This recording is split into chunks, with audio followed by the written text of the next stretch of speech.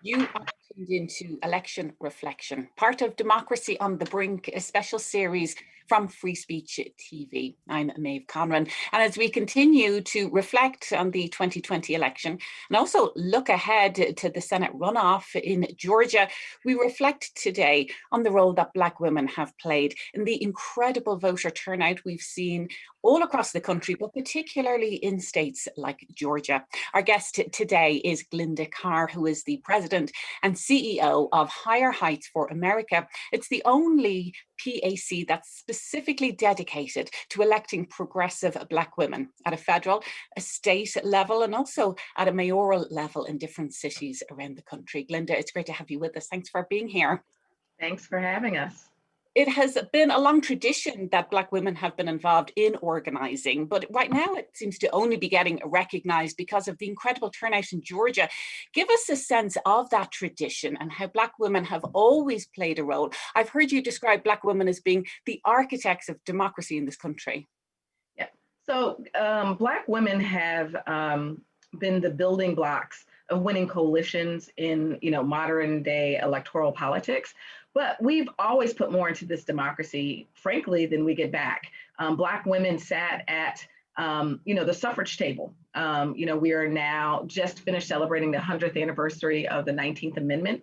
And the Black suffragists knew that sitting at that table, that they weren't going to reap the benefits from that movement, but they knew that it was important to have their voice, their leadership as that movement fought for the rights for women. And we've seen that, in milestones across American history. Black women were intricately engaged in the civil rights movement, Roe v. Wade, the women's movement, and have always been obviously, active voters. When you fire up a Black woman, she doesn't go to the polls alone. She brings her house, her block, her church, her sorority, and her union. So when we talk about political leaders here at Higher Heights, we are literally talking about my mother, my best friend, but we're also talking about Black women across the spectrum, the activists, those that are starting organizations, that are leading organizations. They, as you've mentioned, literally are the architects of developing innovative ways to connect with Black women, not only to organize them to the polls, but to organize our voices to advocate on the issues we care about. And more importantly, continuing to invest in ensuring that we have more Black women running for office and more Black women winning and governing across this country at all levels. Well, we're going to talk about all of that in just a minute, but just bringing it back to Georgia and the very important Senate runoff election, it seems that the work of those organizers as Black women who are out in the communities has now been made even harder, with reports coming out this week of polling stations closed. All of this during a pandemic, when Black women and people of colour have been disproportionately impacted by the COVID-19 pandemic. And so take us through some of the strategies that we saw ahead of the presidential election that we're seeing being replicated in the Senate runoff, and the barriers that are continuously being put up in front of those Black women who are organising the Get Out to Vote campaigns. Yeah. Georgia is just an example of the organizing strategies that have been happening across the country. Georgia, didn't wake up overnight and have made these strides and gains. It's not only just the Stacey Abrams and the LaTosha Browns of the world, but Georgia has amazing grassroots, led organizers across the state. And so the work is to duplicate the successes from the 2020 general election, and frankly, learn from the lessons learned. And what you obviously saw from exit polling and much of the reporting is that Black women voted early in the general election across this country, and particularly in Georgia, and we voted by mail. And so the work of the organizers in Georgia, and like I said, the everyday Black women, is actually activating their network. And one, ensuring that we are combating disinformation. So in addition to seeing names dropped from the voter rolls, poll sites being closed, you also are seeing a disinformation campaign targeted towards Black voters, and particularly Black women, with trying to confuse around the dates. So it is important that we talk about that we are living now in a modern day election system. It is about January 5th being the end of voting, and that we have from when the early vote opens and when I mean, in theory, Georgia is already voting. They're, receiving their absentee ballots. And they're preparing to vote. And so we need to ensure that we are protecting every voter who is eligible to vote in this upcoming election cycle, and that we are giving the right information and use Georgia as the blueprint. We should not be rolling back voting rights in 2021. In fact, we should be expanding voting rights. We saw in this election cycle a record number of Americans voting, and that's both Republicans and Democrats. And for me, this should not be a partisan issue, but it is. The America that we want to believe in is that we all have the right to vote, and that we should have access to the voting booth without obstacles and barriers. I'm so glad you brought that up, because I think there's so much attention that's rightly given to the incredible work of activists, as we mentioned, some of those names, folks in the state of Georgia. But we also need to have the same conversations about why it is so hard and why that activism is so necessary, and the ongoing barriers being placed in front of voters. Absolutely. I mean, it is at the end of the day, there's two things. I've always said you can't harness power you don't know you have. And Americans have, many of us have stepped into our power knowing that we decide elections, particularly Black women. Like, we are the deciding voting bloc in elections on the national level and on a local level. And so that threatens people, the power that women and women of color and Black women have, that's threatening. And so when people feel threatening, they then create defense mechanisms. And in this case, defense mechanism is the rollback of our rights. And so this is, phase 3 of our ability to not only protect the voting rights as we move into the next legislative cycle. And so we need Americans to talk to your local elected officials. Many of our election laws are local, and continue to lobby and advocate on behalf of expanding and protecting the Voting Rights Act in Washington. We all have a role to play. And so everybody is a political leader. And so we need people to activate and be in community. At the end of the day, democracy doesn't begin and end on election day. So oftentimes we treat voting as I vote and we elect leaders. So we need voters to be 365 day a year active citizens. And so our work with Higher Heights is ensuring that Black women's voices are heard, not only organizing to the polls, our voices are heard as candidates, but frankly, that we are going to continue to organize Black women across this country to ensure that our next election cycle is a better election cycle for all Americans. Well, let's talk about representation, because that's a huge part of the work that you're doing at Higher Heights. And of course, you have that beautiful picture of Shirley Chisholm just behind you there, the first Black woman elected to Congress. Well, right now, we mentioned the 2 Senate seats at play in the Georgia runoff elections. But of course, there is now Vice President-elect Kamala Harris and that Senate seat. Take us through what's really at stake for Black women and representation when it comes to the Senate. Yeah, so I mean, we celebrate the gains that we've made in women's representation over the last couple of election cycles, right? So in 2018, we saw a record number of women run for office. And in fact, we elected a record number of Black women to serve in Congress. That was the 50th anniversary of Shirley Chisholm being elected to that body. We also celebrate going into the 2020 election cycle when we saw a record number of women run for president. And then clearly we are celebrating the historic election of Kamala Harris as the vice president, making her the first woman of color, and Black woman to serve in that role. But we also at the same time are seeing where there is a severe lack of representation, and that is the US Senate.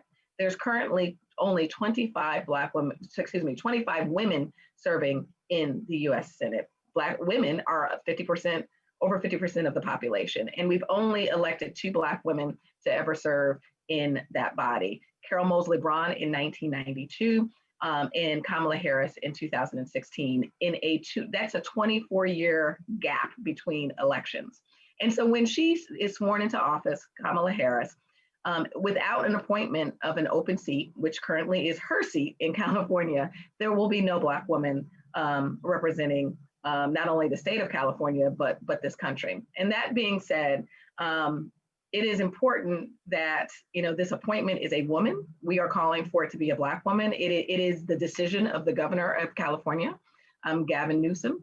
But not appointing a woman, and particularly a woman of color, will literally set back our political representation as women to almost a decade behind. So we can't make strides forward and at the same point have steps back.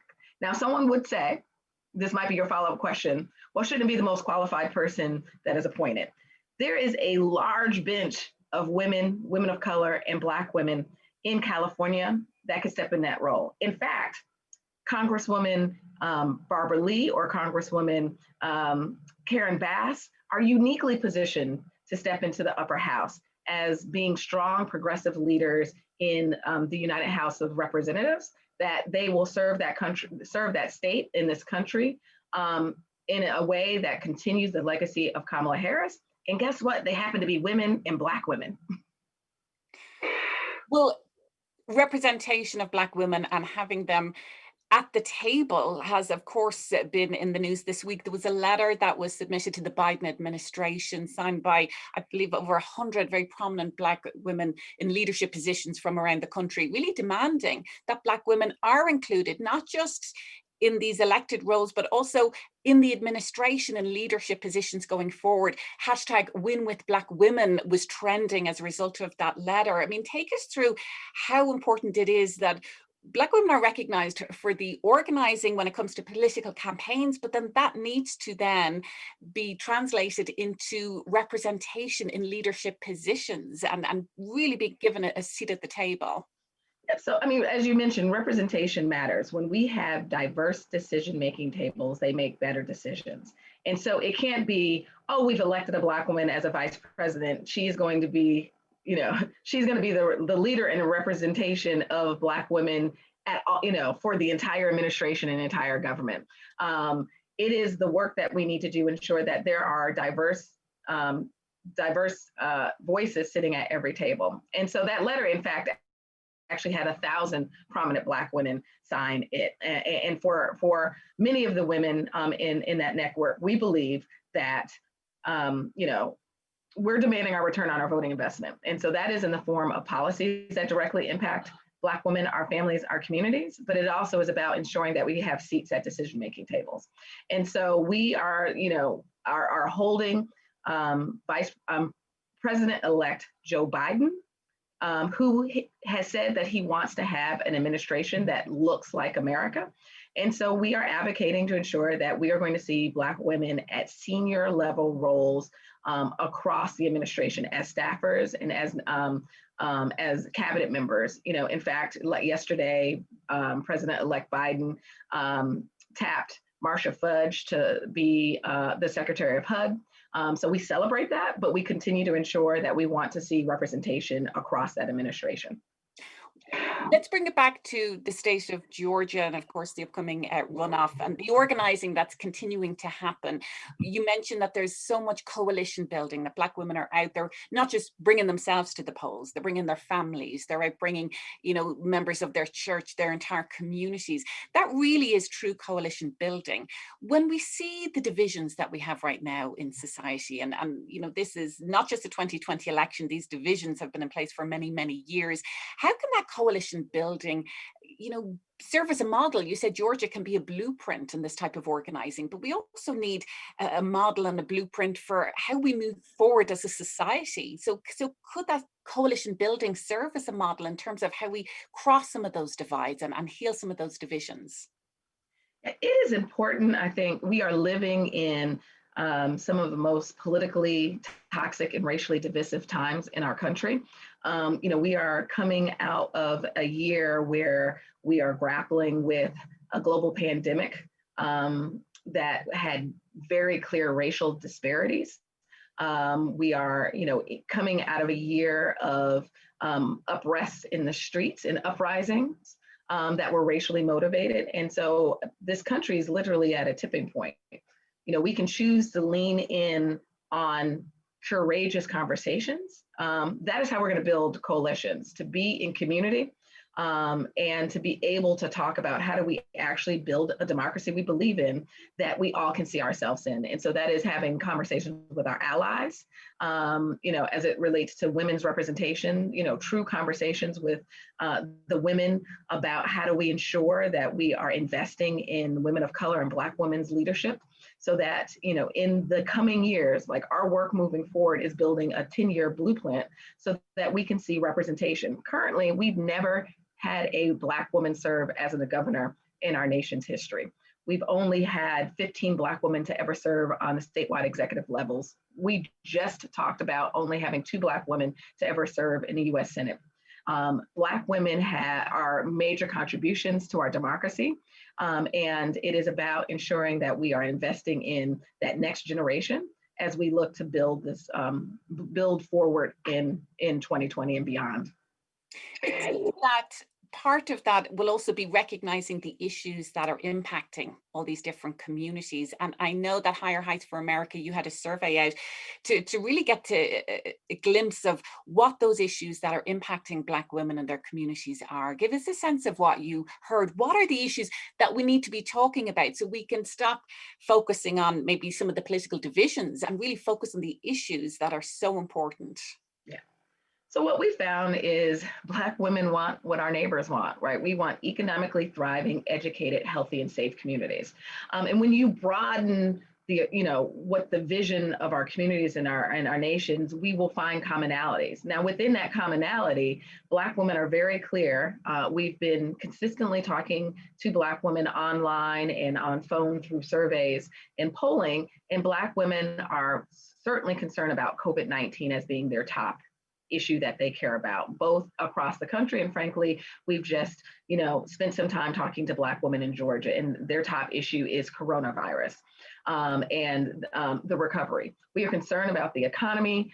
Black women are overwhelmingly essential workers. Many Black women did not have the luxury to be able to quarantine. They were those who kept the workers that kept this country moving forward. And racism is at the top of Black women voters' minds. What do we need to do to ensure that we are building an America that is willing to have a conversation about racism? Because when you talk about racism,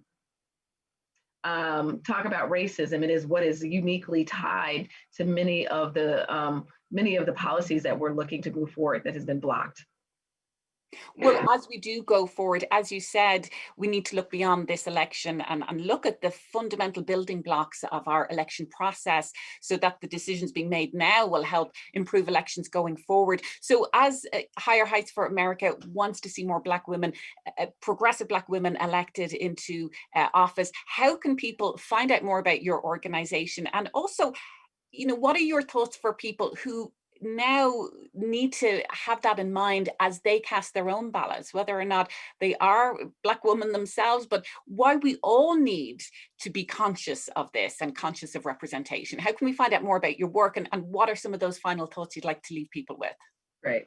Well, Higher Heights is the political home for Black women, a place for us to be informed, engage, and to take action. And so as we today reflect about the lessons learned from 2020, we continue to build a bigger house that is inclusive of Black women. We are not a political monolith, that we want to be the place where Black women explores the political possibilities of Black women. And that can be from, registering to vote, organizing those to vote, voting, to those that are interested in running for office. And so if you're interested in investing in the next generation of Black women political leaders, it is about engaging with Higher Heights work. And you can find us at higherheightsforamerica.org.